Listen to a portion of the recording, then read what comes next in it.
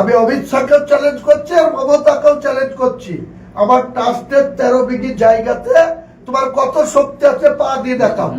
এক একজনকে যদি ওইখানে লাশ না করে দিই, ওইখানে যদি কবর না দিয়ে দিই, আমি হুমায়ুন কবির কবরে যাওয়ার আগে 50টা কবর ওইখানে দেব, তারপরে ওখানে নাই বাবরি মসজিদ বাদ দিয়ে একটা সমাধি স্থল হবে। যেমন গির্জা থাকে, আমাদের কবরস্থান থাকে, চার্চের অনেক কবরস্থান থাকে, এই গোকর্ণতে আছে দেখেছি অনেক কবর। এই কৃষ্ণনগরে যান, কৃষ্ণনগরের রেল লাইন দিয়ে যারা যায় দেখেন কত সমাধি আছে। তো এই বাবরি মসজিদ যদি না করতে পারি, তাহলে বাবরি মসজিদে যারা বাধা দিতে আসবে তাদের 200-100 জনের সমাধি স্থল করে দেবো। আমি হুমায়ুন কবির দাঁড়িয়ে থেকে আমি চ্যালেঞ্জ করছি অমিত শাহকে, আমি চ্যালেঞ্জ করছি মমতাকে। মুসলমানদেরকে উস্কারো, মমতা ব্যানার্জি মুসলমান তোমার 7 গোষ্ঠীর খাটাস হয়, তুমি মুসলমানকে দিয়ে বিজেপিকে আটকাবা। তোমার শক্তি থাকে তো 200টা সিট আছে হিন্দু মেজরিটি, প্রায় 82 থেকে 100% মেজরিটি হিন্দু সিট আছে, তার মধ্যে তুমি এত মন্দির করে বেড়াচ্ছ। তুমি জিতো না, হিন্দুদের ভোটে জিতে তুমি বিজেপিকে আটকাও। মুসলমানদেরকে শুধু উস্কাবা, 3 বার মুসলমানদের ভোট নিয়ে মুখ্যমন্ত্রী হয়ে চালাকি করবা। এই চালাকি 4 মে চ্যালেঞ্জ থাকলো, অমিত শাহ ক্ষমতা থাকে তো অমিত শাহ মেজরিটি করে দেখাক, আর মমতা ব্যানার্জির ক্ষমতা থাকে তো 3 বারের মুখ্যমন্ত্রী, সে 4 মে। মুসলমানরা আজকে 100 মুসলমানের মধ্যে গোটা পশ্চিম বাংলায় কিছু দাড়িওয়ালাকে, কিছু টুপিওয়ালাকে নামিয়েছে, আমার বিরুদ্ধে ডাইরেক্ট কেস করছে, অনেক বাজে বাজে কথা বলছে। এই দাড়িওয়ালা যে কটা করছে, এই দাড়িওয়ালাকেও আমি যদি বেঁচে থাকি, যে কটা আমার বিরুদ্ধে আজে বাজে কথা বলছে, কেউ আমার বিরুদ্ধে যেভাবে গালিগালাজ দিচ্ছে, আমি আল্লাহকে বড় করে বলছি, আল্লাহকে কসম করে বলছি, আমি যদি বেঁচে থাকি এদেরও আমি জ্যান্ত পুঁতবো, জ্যান্ত কবর দেবো এদেরকে। কোন বাপ আছে তোদের আটকে নাই? তোর কোন অভিষেক বাপ আছে? তোর কোন মমতা ব্যানার্জি, তোর বাপের সাথে কি সম্পর্ক আছে তোদের দেখাবো। এই কয়েকটা দাড়িওয়ালাকেও দেখাবো, কয়েকটা টুপিওয়ালাকেও দেখাবো, আর কয়েকজন যারা উল্টো পাল্টা ভাষায় হুমায়ুন কবিরকে গাল দিচ্ছে। আমি হুমায়ুন কবির বেঁচে যতক্ষণ আছি, আমার লাশ পড়ার আগে 100 লাশ কবরস্থ করব, তারপরে হুমায়ুন কবিরের কবরস্থ হবে। আমি চ্যালেঞ্জ থাকলো, আমি অমিত শাহকেও চ্যালেঞ্জ করছি, মমতাকেও চ্যালেঞ্জ করছি। এদের সঙ্গে কি সম্পর্ক আছে আমি অনেক প্রমাণ দিয়েছি। মমতা ব্যানার্জি বাল ঠাকরের ছেলে উদ্ধব ঠাকরেকে রাখি পড়ায়, সে আবার মুসলমান দরদি। অমিত শাহ বলেছে, নিজেই বলেছে তো, যে 20 বছর যদি বিরোধী আসনে থাকি তাও হুমায়ুন কবিরের বাবরি মসজিদের সঙ্গে আমরা। আরে বাবরি মসজিদের অমিত শাহ তুমি কত ক্ষমতাবান। আমি তো 6 ডিসেম্বর, তুমি তো ভারতবর্ষের স্বরাষ্ট্রমন্ত্রী ছিলেন, আপনি আমাকে উঠতে পেরেছেন? আপনি মুখ্যমন্ত্রী ছিলেন, কেয়ারটেকার ছিলেন, ফুল ফর্মে ছিলেন, আপনি আমাকে আটকাতে পেরেছিলেন? আমি বলেছিলাম হুমায়ুন কবির ডাক দিলে রেজিনগর থেকে বহরমপুর 30 কিলোমিটার রাস্তা হুমায়ুন কবিরের দখলে থাকবে, মুসলমানদের দখলে থাকবে বলেছিলাম তো আমি, ছিল। আর যারা আশঙ্কা করেছিল যে বাবরি মসজিদ হলে দাঙ্গা হবে, কটা দাঙ্গা হয়েছে, কটা ল অ্যান্ড অর্ডার প্রবলেম হয়েছে। বেলডাঙ্গাতে আলাউদ্দিন বলে একটা ছেলে ঝাড়খণ্ডে মার্ডার হয়েছে 16 জানুয়ারি শুক্রবার। যখন রাস্তা অবরোধ করলো, মমতা ব্যানার্জি কি বললো? পাগলি বলে শুক্রবারে জুম্মার লোকরা নামাজ পড়তে যায়, বলে শুক্রবারে মুসলমানরা নামাজ পড়ে, সেখানে একটু এধার ওধার করে, তারা লম্ফজম্প করে।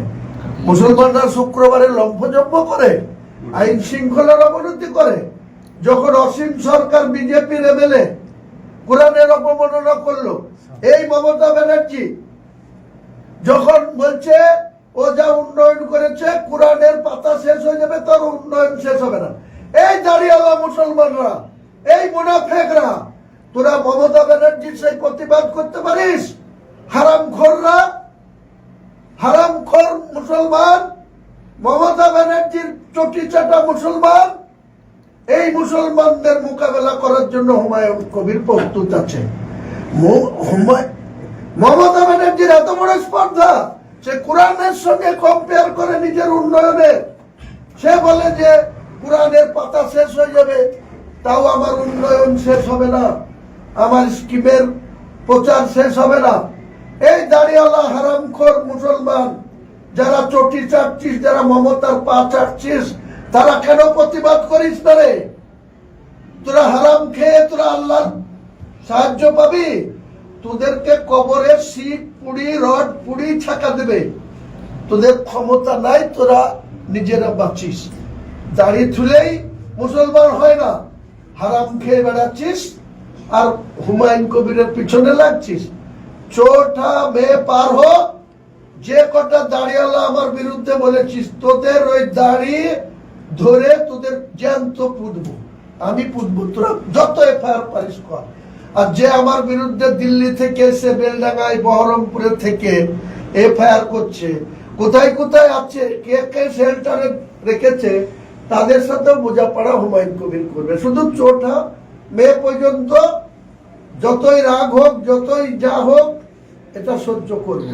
আমি আজকে নতুন করে চ্যালেঞ্জ করলাম, অমিত শাহকেও চ্যালেঞ্জ করলাম, যদি বাপের বেটা হয় অমিত শাহ, তাহলে 24 ঘন্টার মধ্যে আমার বাবরি মসজিদের কাজ বন্ধ করে রাখা। আর মমতা ব্যানার্জিও যদি কেয়ারটেকার মুখ্যমন্ত্রী হয়, ওই একজন অ্যাডভোকেট, কি নামই বেড়ায় না আমার, মুখারুল না কি, হ্যাঁ, যাকে অ্যারেস্ট করে দেখিয়েছে খুব ক্যাডিটলি, আমার সিআইডি অ্যারেস্ট করেছে, তো হুমায়ুন কবিরকে অ্যারেস্ট করে রাখা। হুমায়ুন কবির যদি কোনো গলত কাজ করে, কোনো যদি বেআইনি কাজ করে, ভারতবর্ষের সরকার চলছে, পশ্চিম বাংলার সিআইডি আইবি আছে, এখানে এনআইএ আছে, ইডি আছে। ইডি মমতা ব্যানার্জির আইপ্যাকের কর্ণধারকে অ্যারেস্ট করতে পারছে।